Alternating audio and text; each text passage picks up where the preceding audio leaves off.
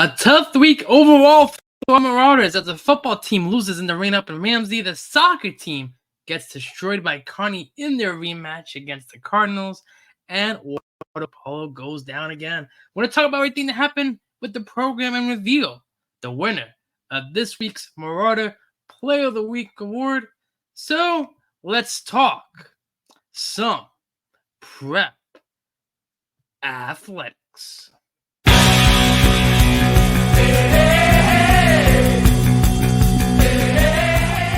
Arcing floater too strong. Rebound tapped around. The three to win the game. No good. And prep survives. The Marauders have won their first sectional championship since 2014. Is in the air to right field. Going back to the spot that he has. He makes the goal. And St. Peter's Prep retains its glory on the diamond. The Marauders are your 2023 Texas County Tournament champions. Here's Jude with 9. If 8 with 7. Sargent! Score! With 35 seconds left. Can the Marauders stay on side? Yes, they can. St. Peter's has won it. To the air. He's got a man open. Going for Brown. He's got it. 125, sponsored by all of our good friends who support us on Patreon. And yes, Patreon is a subscription service that we provide here on the State of the Marauders podcast. I want to thank all the patrons who are supporting us so far, including Terrence O'Donnell, Lupo Murkov, and of course our president of St. Peter's Prep, Dr. Micah Gomez. We're the lucky 15 so far who have subscribed to us for all the updates, and we'd love to have your support of the program by signing up today at patreon.com/State of the Marauders. It is only $2 a month, and you even get a full 7-day free trial once you sign up. You get live updates right from your phone on any game or match we're covering. You get this podcast in video form right to your phone and before anyone else could get it. So you get exclusive access to our podcast. You get all the updates and much, much more. So sign up today at patreon.com/State of the Marauders. Well, ladies and gentlemen, I am your host, Renato Rodriguez of the class of 2010. Alongside nobody in particular today, it's just going to be yours truly doing the podcast. So let's get right into the nick of things here on the program. We're going to first talk about the soccer team's unbeaten streak is done. It's finished. The soccer team was looking to continue the unbeaten streak. They had their best ever start since 2014. And they had 3 games on the docket this week. First, they went to Memorial on the road. The conditions were not favorable. They really weren't favorable all week for the athletes. We had a bunch of rain days due to the tropical storm that hit the area. So, a bunch of rain dates, But I want to give credit to this Memorial defense. They locked down the Marauders, and even though they had numerous attempts and set pieces that Prep had, they had a lot of opportunities. It was not their night. Memorial, they got the one goal chance in the first half. Right off the set piece, they would put it home. The Marauders would get their first loss of the year, and it was the first time that they lost to Memorial since 2014, which was 9 years ago. Simon Yanez made 13 saves in the loss. Then they would visit Kearny in a rematch of the game earlier in the year, which we saw in that highlight film. It was a great game, great action in that first meeting against Kearny. But when they would take on Kearny earlier last week, this was a gut punch, ladies and gentlemen. This was a statement game. You hear it here first. It was a statement game. Okay, statement game. It was a 5-0 defeat to the Cardinals. And as the defending Hudson County champions, they made a statement saying this is still county. Simon Yanez makes 6 saves in that one, but offense, defense, goaltender. It was not the Marauders' night. They couldn't handle anything that Kearny was giving them.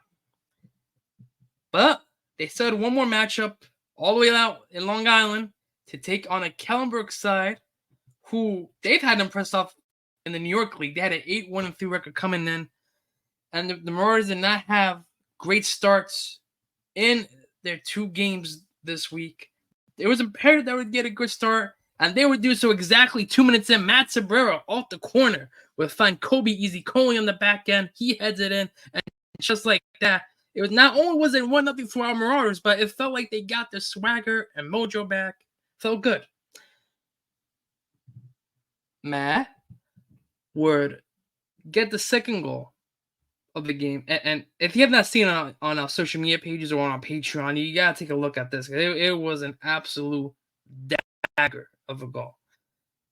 25 yards out. He stole the ball at the one play. He took a glance at the keeper, and he absolutely goes top shelf, upper 90 on the right corner, past the Kellenberg goalkeeper. World class. Maybe the goal of the year in the state. Was unbelievable. Then you get the third assist. I mean, he'd get the assist on the third goal.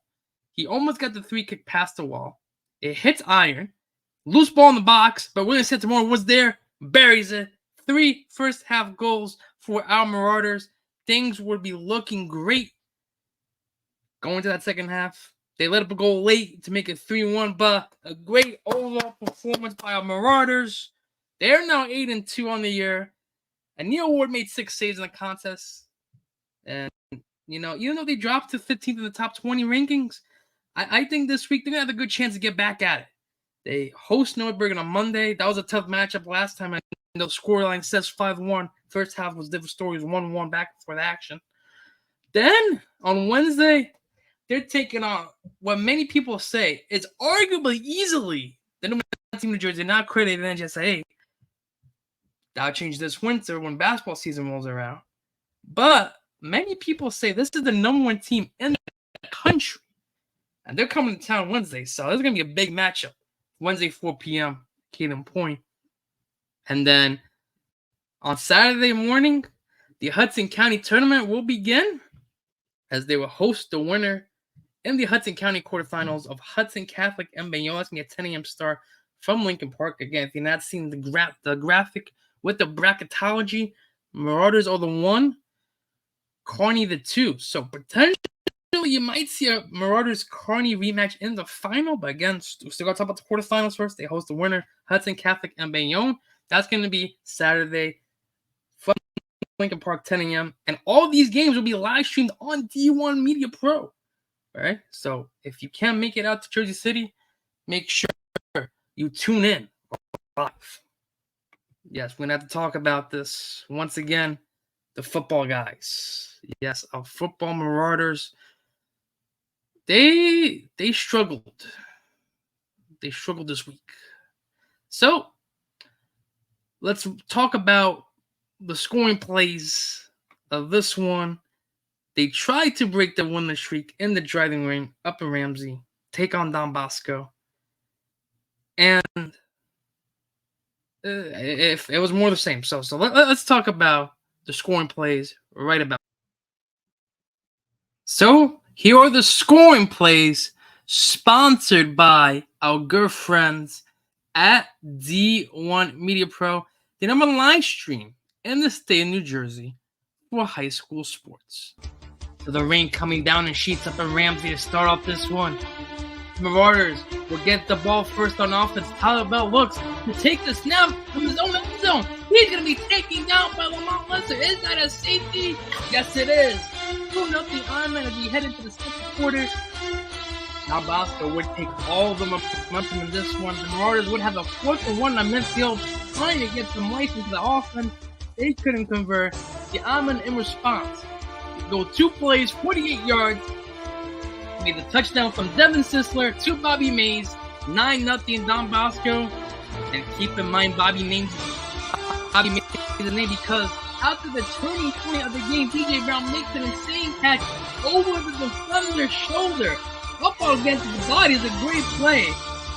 The next play, the Marauders with a fumble. Colin Brennan would get in from 3 yards out to make it 60-0 Bosco. And then right before the half, You heard it here first. Bobby Mays once again with 21 yards on the hookup to make it 23-0 Ironman after half. Head into that second half.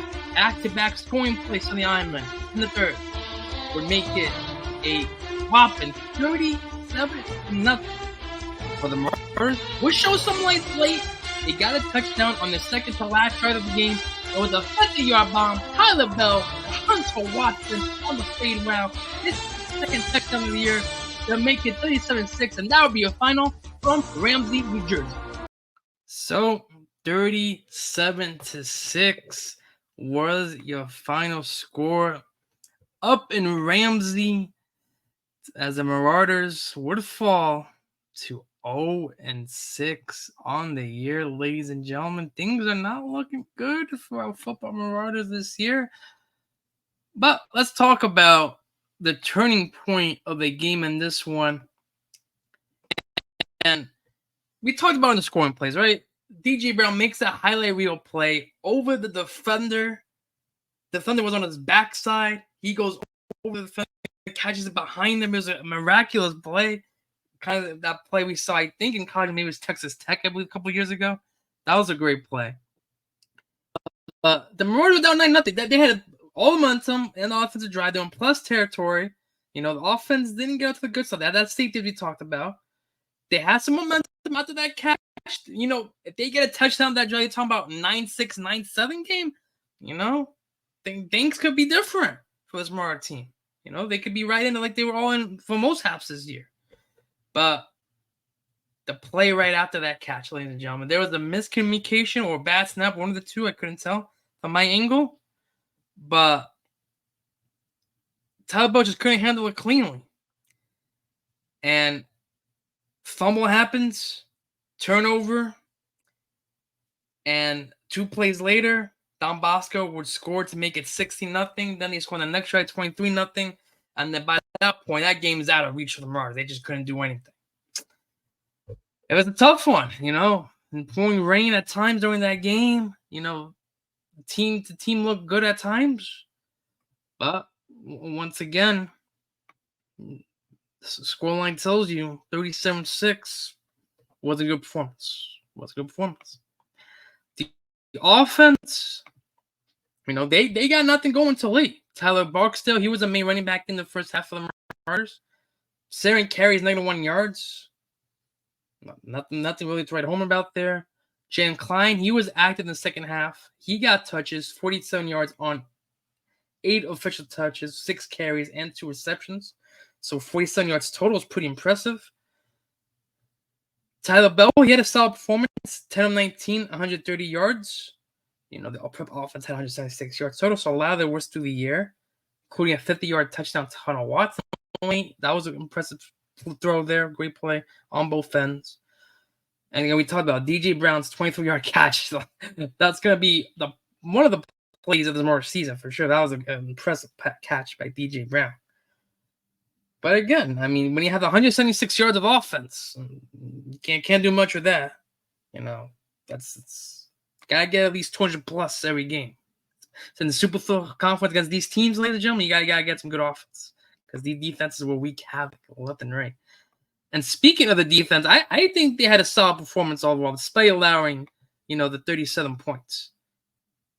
You know, I think they caused a turnover, right?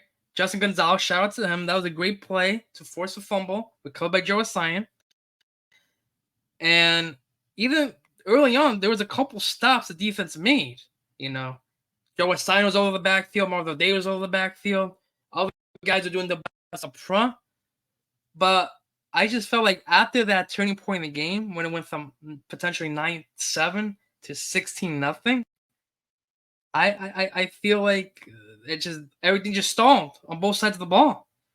You know, they had no life, they had no juice.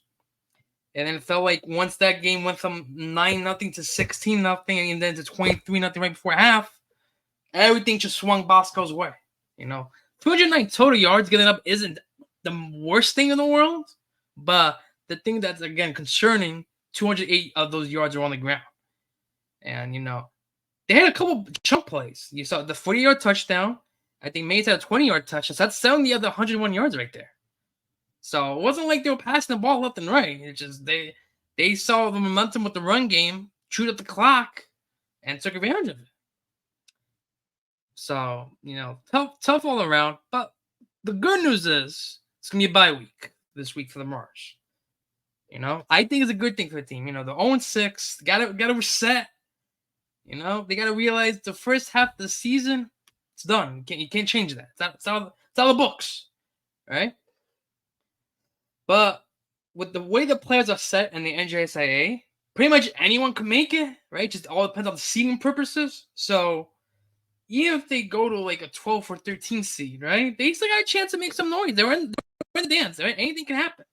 I saw a 5-loss Don Bosco squad in 2019 almost shock the state and go all the way with the state tournament. So anything could happen. I think guys stay positive if you're a Marauder fan out there supporting the team. And I think they have the chance to get some momentum. Again, they got Paramus next week after the bye. Then they got Bergen at home, which, get the home crowd going. And they go to Seton Hall. So I think you got three games potentially. They could still win out. End up 3-6, a 3-game winning streak that has some momentum. Maybe you might make a run. So can't give up. Can't give up hope. So again, that was the football team's recap for the week. So now we're going to talk about the news of the week for the rest of the program. And that is going to be sponsored by the State of the Marauders Club. And again, if you're a student at St. Peter's Prep, make sure you join us every E-Day. That's every E-Day. Next E-Day will be next Wednesday. That's going to be October the 11th.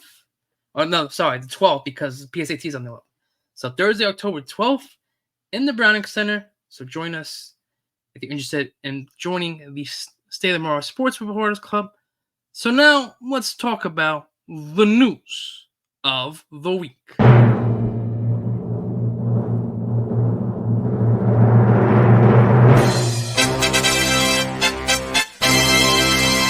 In this week's news, we got the cross-country team taking on the Shore Coaches Invitational. So cross-country team, they went down the shore to Homedale. They went to take on that tournament. Again, a lot of teams competing to stay in that tournament. And, this more team, they're starting with 5 in this week's state rankings, so they're doing good. This week's race a little bit different. They broke up into the freshman race, JV race, and varsity race. I'm going to go in that order to talk about it. Harry Anderson from the freshman squad, again, brother of current vice president Charlie Anderson of the State Marauder Sports Club. He got 7th place overall finish. Henry Gilfillan in 27th. The freshman guys, they end up 3rd place overall. So great job by the freshman guys. Our JV guys, we got Danny Kramer in 4th, Luke Schreiber in 5th, Dante Lamentia in 6th, Peter Franco in 11th, Liam Teleska in 13th, and Nate Pomerino in 19th. So overall, a great job by those guys. 2nd place overall. For varsity guys, Tommy O'Brien once again doing the due diligence and leading his varsity guys to a 4th place overall finish.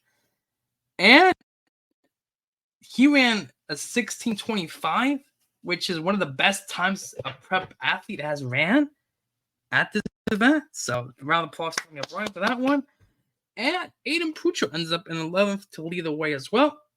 So the varsity guys, they end up in 3rd place overall. So again, top 3 finishes all across the board for our guys. So again, I think they'll stay 5 or maybe even go higher in this week's state rankings.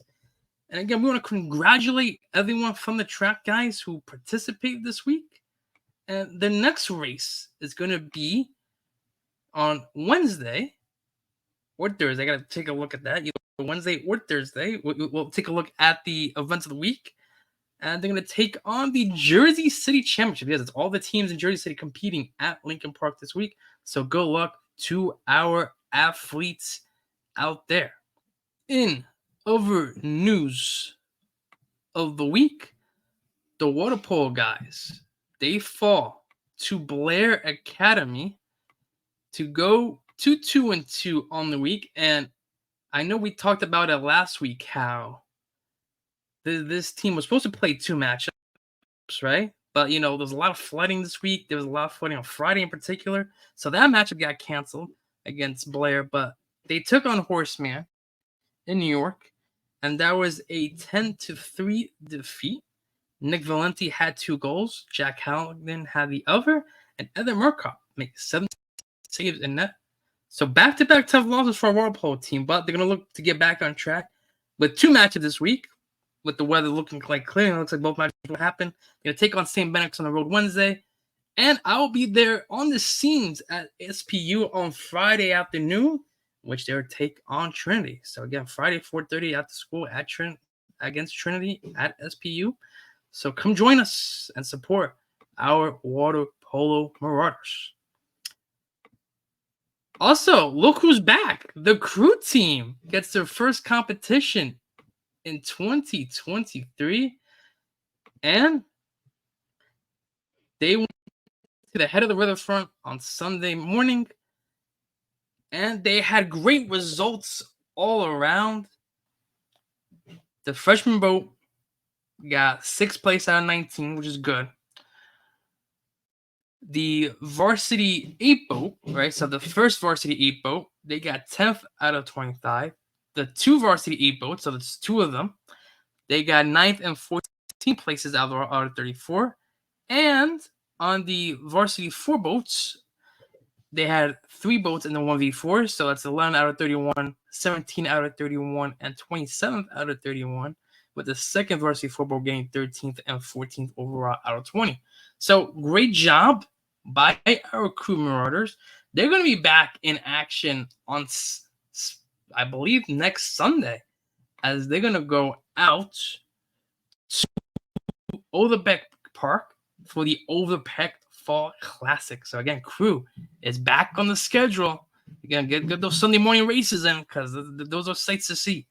So thank you again for the crew team, and congratulations again to all the athletes out there. St. Peter's Prep Baseball is going to be honoring head coach Pat Laguerre for his 400th win. Again, that's Monday, October 16th at the Hendricks Field Club in Belleville, New Jersey. So $200 registration fee, including golf, cart, lunch, and dinner. Open bar as well. So if you're interested in joining the team, make sure you see the information on your screen, or Venmo at Joseph-Haynes-13, or email him at jlhaynes@attnt.net. Also, the wrestling team, we talk about their beefsteak dinner for honoring 50 years. That's going to happen as well. And that's going to be coming up very soon, ladies and gentlemen. That's going to be on November 11th, 2023. They're going to honor their 50 years with a beefsteak dinner. But also, ladies and gentlemen, they revealed their schedule this week. Yes, they did. Look at that schedule. They're going to go Beast of the East in Delaware. Then they're going all the way to Oklahoma to take on the National Wrestling Hall of Fame duels. Then the Sam County Invitational in Madison before taking on their first home duel, ladies and gentlemen. And this is going to be an exciting matchup, I'm telling you right now. January 3rd, Circular Day on the calendar. They're going to take on state-ranked Bergen Catholic. This is going to be an epic matchup at the barn. You got to make sure, get your popcorn ready for that one. Then they got the Catholic Duels at CBA on January 6th, the Escape the Rock tournament in PA on the 13th and 14th. Then they have another home duel against Passaic County Tech, PCTI, before taking on the Pine Barrens on January 20th. And then a couple home duels in a row, taking on Red Bank, then a try between Donovan Catholic and St. John Vianney, and then a home duel against St. Benedict's Prep before going to Kearny for the Hudson County Duels. And then your non-public Group A, District, Region, and individual state championships down in Atlantic City. So, exciting season coming up for your Marauders. I'm excited to be covering. And announcement, we're going to try to stream these matches on D1 Media Pro, at least for the home matches. So, stay tuned. The wrestling season's about to get lit, ladies and gentlemen. It's about to be fantastic. In other news, fall open house is upcoming for our St. Peter's Prep Marauders. If you're interested, if you're a 6th, 7th, 8th grader looking to see St. Peter's Prep as your next place to go once you leave 8th grade, make sure you join us on, put that up for your screen again, October 15th. Okay, that's October 15th. We'll have the link on our app to RSVP for the fall open house. It's always a great time. See all the activities that go on, all the athletics, see the whole campus, you get tours. It's a great time. You get refreshments as well, so it's a great time. I've done a couple of open houses at the Browning Center. It's always a pleasure to meet prospective students and parents as well. So again, make sure you join us October 15th. And again, to register today, we'll have the link on our app, which could be found on our social media profile at SOT Marauders. Last but not least, ladies and gentlemen, let's take a look at the schedule for this week. And we got a lot of action to talk about. We got soccer Nordbergen Monday, cross country on Tuesday. So that's my apologies. Tuesday, October 30th. See on your screen right there. Water Polo Wednesday against St. Benedict's Prep, but also soccer at St. Benedict's Prep as well. So double St. Benedict's at 4 p.m. Friday, Water Polo takes on Trinity, as I mentioned, 4:30 SPU. The Hudson County quarterfinal for soccer will be Saturday, October 7th, and Crew takes on Over the Peg Classic at 8 a.m. So there's a lot of action for our Marauders this week. So we're going to have a lot to talk about next week on our podcast. So make sure if you're in the area of those matches and games, make sure you come out and support our St. Peter's Prep Marauders. Well, that's going to do it for the news of the week. But now, there's one more thing to talk about. And the one more thing to talk about is my favorite part of the podcast, the Marauder Player of the Week Award. And we are sponsored for the Marauder Player Week Award. That's sponsored by our good friends at the Chalk Talk Podcast, featuring Ignacio Morrow and Jackson Briamonte. So, fellas, tell us about the Chalk Talk Podcast. I'm Ignacio Morrow, alongside Jackson Briamonte. And, we're just here to promote an advertisement. Jackson, would you like to explain what the advertisement is? Yeah, so we're here promoting our podcast, Chalk Talk Podcast. You can find us on Spotify, Apple Podcasts, wherever you can find your podcasts. We also have socials such as Instagram, TikTok, YouTube. You want to follow those for additional content along with the podcast. Challenge videos, trivia videos, all that good stuff. We're just two friends that talk sports. We have interviews, cover the latest news, do hot takes, just all the good stuff in the sports world, getting it out there for you guys to listen and enjoy. Yeah, absolutely. I mean, we're just debating, hot takes, all that, and we'll be covering some Marauder sports this year too. So just check us out. We're on TikTok, Instagram, Apple Podcasts, and Spotify. Chalk Talk Podcast. Enjoy the rest of your event. Chalk Talk out. Again to Ignacio and Jackson for giving us that information about the Chalk Talk Podcast. So, again, it's time for the Marauder Player of the Week Award. And we have 4 great candidates from last week, including Chase and Kirk from soccer, Ivan Rocks from cross country, Tyler Bell from football, and Michael Florentino from water polo. Well, let's see who won this week's award. Let's get a drum roll, please.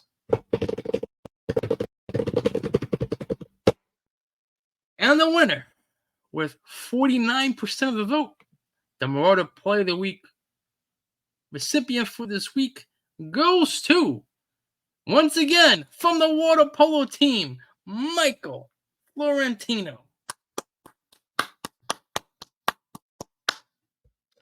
Congratulations to Mikey for winning that award. And again, ladies and gentlemen, you're probably wondering, how does water polo keep winning all the awards? Well, the rest of the guys from the other teams, they need to get some votes too. So let's make sure in this week's poll you get a chance to vote for the other guys besides Water Polo. But still love Water Polo, okay? Just don't put that out there. We still love Water Polo. So there's five guys for this week's Water Play of the Week award, including from the soccer team. This guy had an absolute banger of a game against Kellenberg, a goal, 2 assists, including an upper 90 goal that could be goal of the year. Matt Sobrero. From the cross-country team, this guy was an absolute world-class runner. He got 4th place for the world, got one of the highest times in cross-country's history in that event. Once again, the junior, Tommy O'Brien. From the football team, this cat has been all over the place in these last couple games. He's been stuffing runs. He's been making plays in the backfield. His name is Joe Asai. From the Water Polo team, this guy had a goal in the varsity game. He did well in JV. He played both, so he did a great job in both events. Jack Halligan. And from the crew team, this rower, the senior Andrew Herman. So, voting is going to end on Saturday, October the 7th at 11:59 p.m. So, vote for who you think should be this week's Marauder Player of the Week. Ladies and gentlemen, that is going to do it for this week's episode. Again, I want to thank you all for tuning in to the State of Mars podcast. And hopefully we get to talk some great things, as always, about our St. Peter's Prep Marauders next week, as we look forward to recap another week in the world of St. Peter's Prep athletics. I am your host, Renato Rodriguez of the class of 2010. And as always, let's go Prep.